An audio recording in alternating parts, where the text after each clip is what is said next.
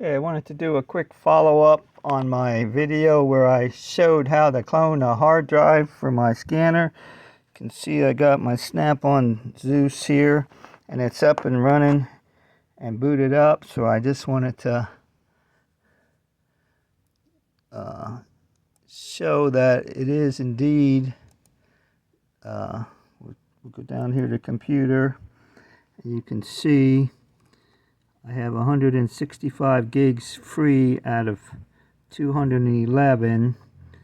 So, and then over here I have 15 gigs free out of 20.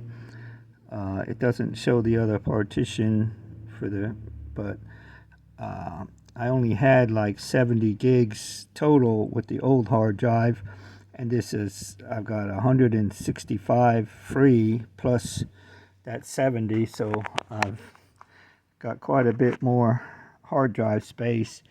And as you can see, let me put that down. Everything is working just like it should. The scanner, the scope, everything's there. It boots up. I didn't have to program anything. Once I cloned the hard drive, I just booted it up. I did have to select which drive was C drive because it didn't have a C. It didn't label it C drive when I cloned it. So the only thing I had to do was hook up a keyboard to it, a USB keyboard, and hit enter when it highlighted because it had both. It showed two different hard drives, the two partitions, but as you can see, let's see here. Let me do this one more time. I forgot to look, but see, now it's labeled them C and D drive, even though there's only one hard drive in there.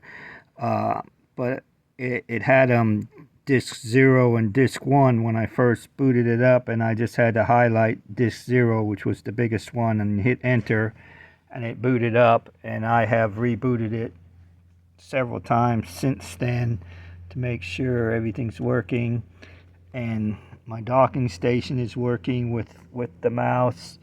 And when I take it off the docking station, it works.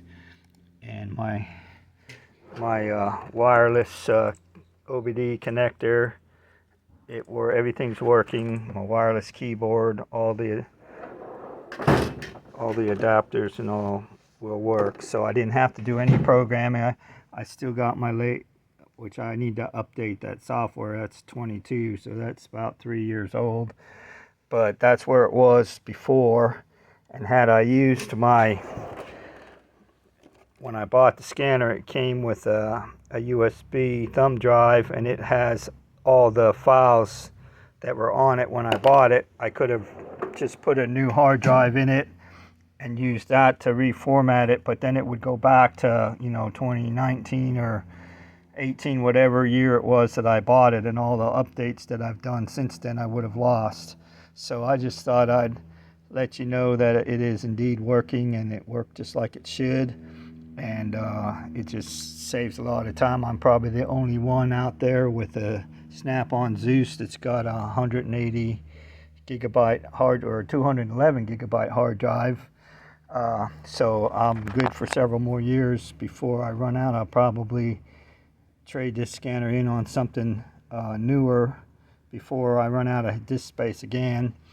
It seems like every 10 years or so they make them obsolete, where they just quit servicing them, and so you're forced to trade in on a newer model because they won't update the software, and eventually you've got to get something newer. Like right now, typically we don't see vehicles for 3 or 4 years after they're new because they're still under warranty, and people take them back to the dealer while they're under warranty. So we're just now starting to see 2020, 2021s in that area. So with that 2022, I'm still good for most of the stuff we do.